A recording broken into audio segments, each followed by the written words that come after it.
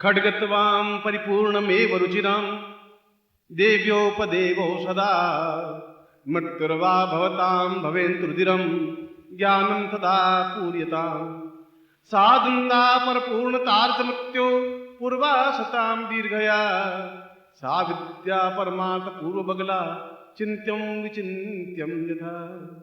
मैं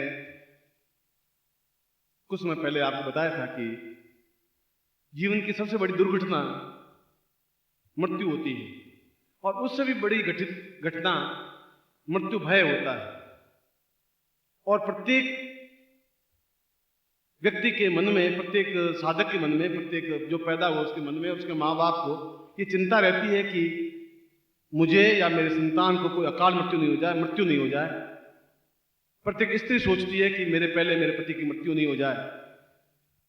और ये भय, क्योंकि सड़कों पर निरंतर मृत्यु नृत्य करती रहती है, तांडव करती रहती है, और किस क्षण किसकी मृत्यु हो जाए कुछ नहीं कहा जा सकता। उससे भी बड़ा दुखदायी कार्य शत्रु होते हैं, और वे शत्रु निरंतर हमें परेशान करते रहते हैं, मुकदमा करते रहते हैं, लड़ाई झगड़ा करते रहते हैं, मारपीट करते रहते हैं, गोलियां चलती रहती है, हिंसाएं होती रहती है, वर्ग वर्ग में अपने आप में वैमनस्य फैलता रहता है, और किस क्षण क्या हो जाएगा कुछ पता नहीं चलता, क्योंकि शत्रु कब वार कर बैठेंगे कुछ ध्यान नहीं रहता। और जब व्यक्ति इससे मुक्त नहीं हो जाता तब तक मंत्र जाप नहीं कर सकता, साधना नहीं कर सकता। हरदम उसके मन में भय, एक डर रहता है, कब एकदम से चिंगारी छूट जाएगी, कब एकदम से सांप्रदायिकता हो जाएगी, समाप्त हो जाएगा, मकान जल जाएंगे, घर जल जाएंगे, लोग जल जाएंगे, और एक तनाव व्याप्त हो जाएगा। और वे भुक्त रोगी हैं जिनके घर में किसी संतान की, किसी की मृत्यु हो जाती है तो वो घर ही समझ सकता है कितना दुख होता है। और जिनके यहाँ शत्रु हैं, और ऐसा कोई व्यक्ति नहीं है जिनके शत्रु नहीं हो, क्योंकि भौतिक शत्रु भी हैं जो हमें, मनुष्य है, पड़ोसी है, आसपास के हैं जो शत्रु भाव रखते हैं, और परिवार के लोग भी, अगर हम साधना करने चाहें और पत्नी बीच में बाधक बने तो वह भी शत्रु है। माँ बाप आपके पाँव में बेड़ियां डाल दें तो वह भी शत्रु है। अकाल मृत्यु शत्रु है, प्रमोशन नहीं होना भी शत्रु है, विजय प्राप्त करना नहीं भी शत्रु है, और जीवन में उन्नति करना चाहें नहीं करें वह भी शत्रु है, लोभ प्राप्त हो जाए वह भी शत्रु है, और इच्छाओं की पूर्ति नहीं है वह भी शत्रु है। शत्रु की परिभाषा ये नहीं जो वार करे वही शत्रु है। भौतिकता की दृष्टि से जो बाधक हैं, अड़चने आती हैं, कठिनाइयां आती हैं, बाधाएं आती हैं, समस्याएं आती हैं, उसका कोई हल आपके पास नहीं है, कोई समस्याओं का समाधान नहीं है। रोग है तो पूर्ण रूप से शत्रु है कि शरीर को अस्थि पंजर बना देता है। आपके जीवन में अभाव है, भूख है, धन की न्यूनता है, दरिद्रता है, ऋण है, कर्जा है, वह भी शत्रु है। रोग है वह भी शत्रु है, आस पड़ोस के लड़ते हैं वह भी शत्रु है, और जो हमारी प्रकृति में बाधक है वह भी शत्रु है। काम क्रोध लोभ मोह है तो वह भी शत्रु है। और यदि सही प्रकार साधना नहीं कर पाते तो अभी ये शत्रु ही हमारे सामने आके खड़ा होता है। तो क्या शत्रुता नहीं मिल सकती? क्या निर्भय नहीं हो सकते? आपने अभी प्रवचन में कहा था कि भगवान शिव निर्भय हैं, निश्चिंत हैं, संसार में बैठे हुए भी कुबेरपति हैं। ऐसी निश्चिंतता में कैसे व्याप्त हो सकती है? हम बिल्कुल मृत्यु से परे हट करके पूर्ण अमृतमय कैसे बन सकते हैं, जहां हमारे सामने कोई दुष्ट रहे ही नहीं, जहां शत्रु नहीं रहे, शत्रुओं पर विजय प्राप्त कर सके, भूख पर, अकाल पर विजय प्राप्त कर सके, दरिद्रता पर विजय प्राप्त कर सके, और अपने जीवन की न्यूनताओं पर विजय प्राप्त कर सके। ऐसा विजय हमें कैसे प्राप्त हो सकता है? और शास्त्रों में कहा है कि जीवन में प्रारंभ में गुरु अपने शिष्य को निर्भय बनाए और बराबर उसको निर्भय बनाता रहे, क्यों निर्भय होकर के ही विचरण कर सकोगे आप। शेर नहीं बनाएंगे तो आप विचरण नहीं कर सकते। गिदड़ बहुत डरता हुआ चलता रहता है, क्यों? उसको हरदम डर है कि शेर कब झपट्टा मार देगा। शेर अपने आप में पूरे बाल बिखरे हुए मस्त भाव से चलता रहता है, क्योंकि वो शेर है। जो डरता है वो जरूर मरता है, और डर है ही। आप नहीं तो आपके आस पड़ोस वाले आपको डर पैदा कर देंगे, मारपीट कर देंगे, आपके घर वाले आपको दबाएंगे, आप ऑफिसर आपको निरंकुशता प्राप्त करेंगे, वो आपको छुट्टी नहीं देंगे, तकलीफ देंगे, प्रमोशन नहीं करेंगे। हजारों प्रकार के शत्रु हैं जीवन में, और अजात शत्रु बनना, शत्रुओं पर विजय प्राप्त करना, और कोई जीवन में शत्रु रहे ही नहीं, ऐसी क्षमता प्राप्त करना यदि गुरु पूर्णिमा के अवसर पर नहीं प्राप्त कर पाए तो जीवन का एक बड़ा दुर्भाग्य होगा। और मैं भी अपने आप को सही अर्थ में इस गुरु पद को क्षमा नहीं कर पाऊंगा कि अपने शिष्यों को निर्भय नहीं बना सका, अपना पूर्णता नहीं दे सका। और डर करके आप कितने दिन काम कर सकेंगे? जो डर गया है वह जीवन में कुछ कर ही नहीं सकता। कायर बुज़दिल की आंख नीची होगी, आंख में तेज स्फुलिंग नहीं आ पाएगा, आंख से आंख मिला के बात नहीं कर पाएगा, शेर नहीं बन पाएगा, क्योंकि हरदम एक मन में न्यूनता है, एक कचोट है। ये नहीं हुआ मेरे जीवन में, ऐसा नहीं है, धन नहीं है, यश नहीं है, मान नहीं है, पद नहीं है, प्रतिष्ठा है नहीं है, कभी भी मुझे मुकदमा हो सकता है, कभी भी लड़ाई झगड़ा हो सकता है, कभी भी मेरे घर में कोई मृत्यु हो सकती है। और हरदम व्यक्ति डरा हुआ, बिचका हुआ, डरा हुआ चलता रहता है, और वह व्यक्ति सही साधक नहीं हो सकता। मैं कहने पर भी शिष्य नहीं बन सकता। मैं कहता हूँ आप निश्चिंत मेरे साथ चलो, आप कहते गुरु जी कैसे चलेंगे, घर में लड़की बड़ी होगी, शादी करनी है, और आप खांसते रहते हैं, रोते रहते हैं, रोग आपको आक्रमण करता रहता है, और आप बिल्कुल थोड़ा चलते हैं हाफ जाते हैं, और आपका चेहरा पीला पड़ा हुआ, सलूटें पड़ी हुई, हरदम आंखें पीली सी, और आप खुद सोचेंगे क्या पुरुष हैं आप? क्या पुरुष तो आप में है? क्या एक मुट्ठी से एक मुक्की मारे और पाताल में छेद हो सकता है? क्या ऊपर उछले आकाश में छेद कर सकते? नहीं कर सकते, क्यों? पौरुष नहीं है आप में। पौरुष जवानी ताकत दूसरी होती है जो देखी नहीं आपने। जो एक लात मारता है तो वो पृथ्वी डगमगा जाती है, चलती है, हिलती है, वह पौरुषता कहलाती है। वह पौरुषता तब प्राप्त हो सकती है जब आदमी निर्भय होता है। निर्भयता तब प्राप्त होती है जब आदमी इन सारी समस्याओं पर विजय प्राप्त करता है। और आप अगर विजय प्राप्त नहीं कर पाए तो आप कौन सा मंत्र जाप करेंगे, कौन साधना करेंगे, कैसे करेंगे? पीपी में आटा नहीं होगा तो मैं आपको कितना ही को मंत्र जाप करेंगे कैसे? घर में हरदम रोग है और मैं कहूँगा 2 घंटे बैठेंगे, आप कैसे बैठ पाएंगे? नहीं बैठ सकते। इसलिए गुरु का पहला धर्म, पहला कर्तव्य है कि व्यक्ति को सभी दृष्टियों से पूर्णता दे दे। कोई बंधन उसके ऊपर नहीं रहे, कोई भय नहीं रहे, कोई न्यूनता नहीं रहे, कोई कमी नहीं रहे।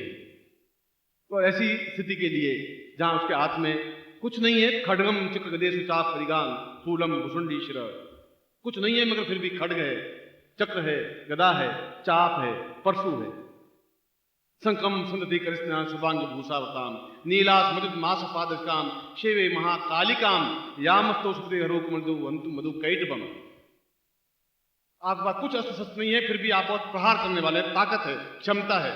आप देख लेते हैं सामने वाला परास्त हो जाता है, फिर आपके सामने ऋण नहीं खड़ा हो सकता, फिर अकाल खड़ा नहीं हो सकता, दुर्भिक्ष खड़ा नहीं हो सकता, चिंताएं आपके सामने आ नहीं सकती, प्रॉब्लम्स आपके सामने पैदा नहीं हो सकता।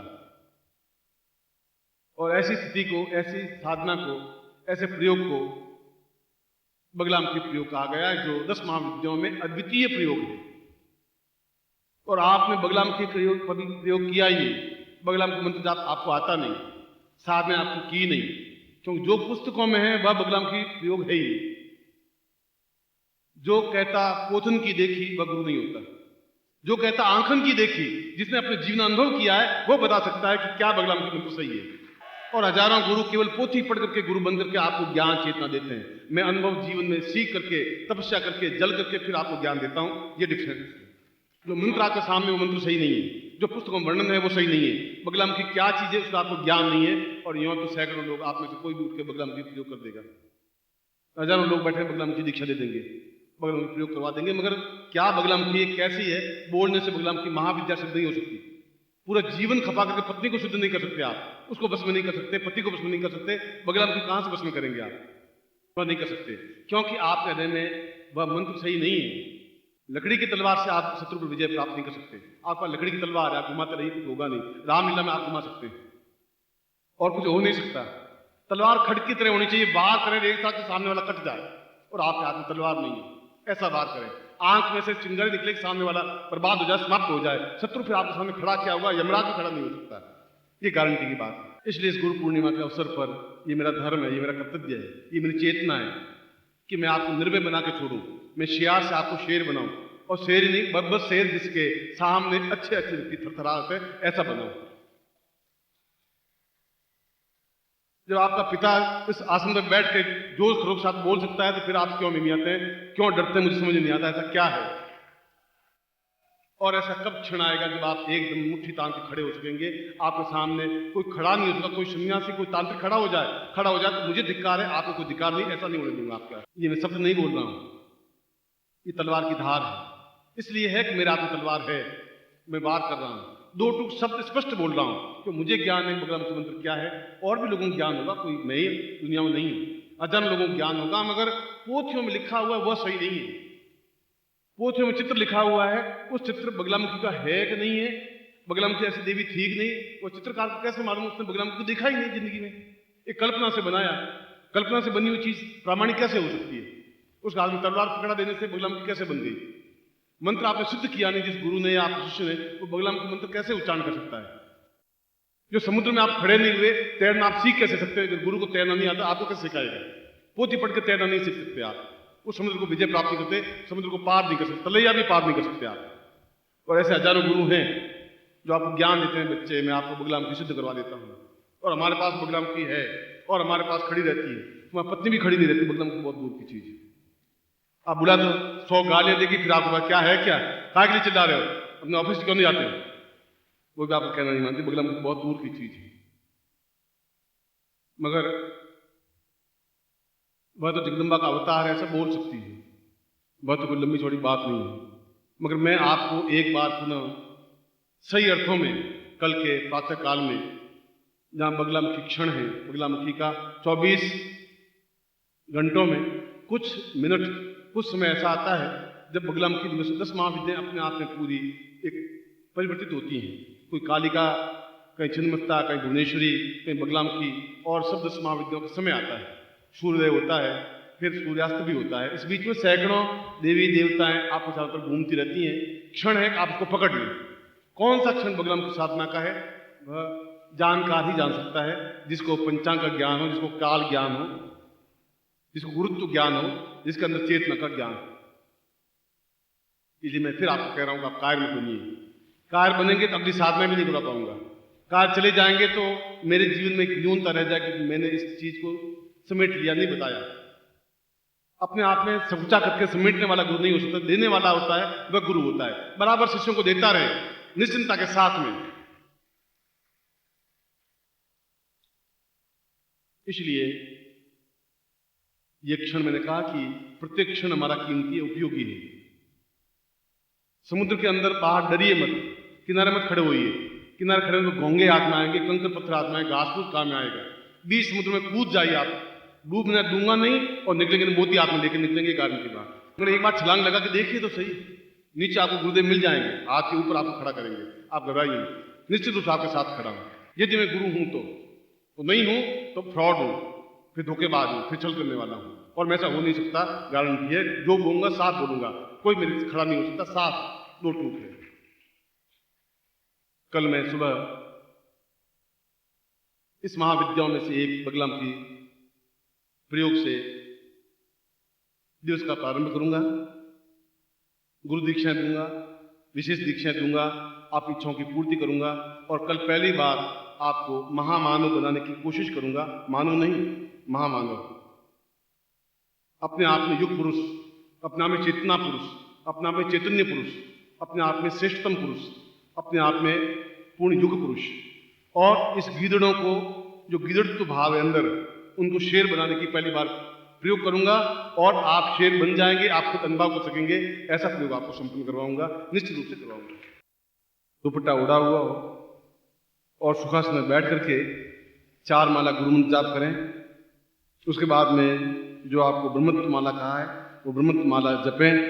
फिर गुरु पूजन कर लें, आपके सामने जो चित्र हो उसका गुरु पूजन कर लें, और ठीक मैं 9 बजे आपके पास आऊँगा और बगलामुखी प्रयोग संपन्न करवाऊँगा।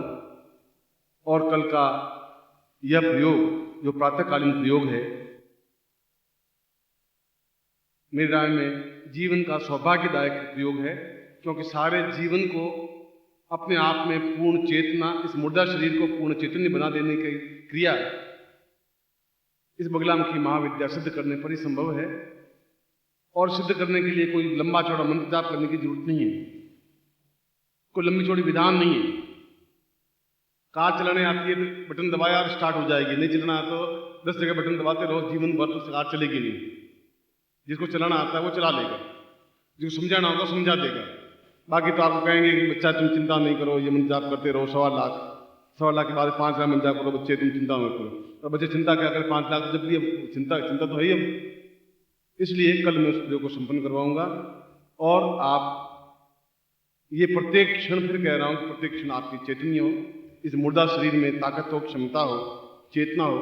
मैं आपको अपनी वाणी को विश्राम देता हुआ आपको आशीर्वाद देता हूं। आपकी कल्याण कामना।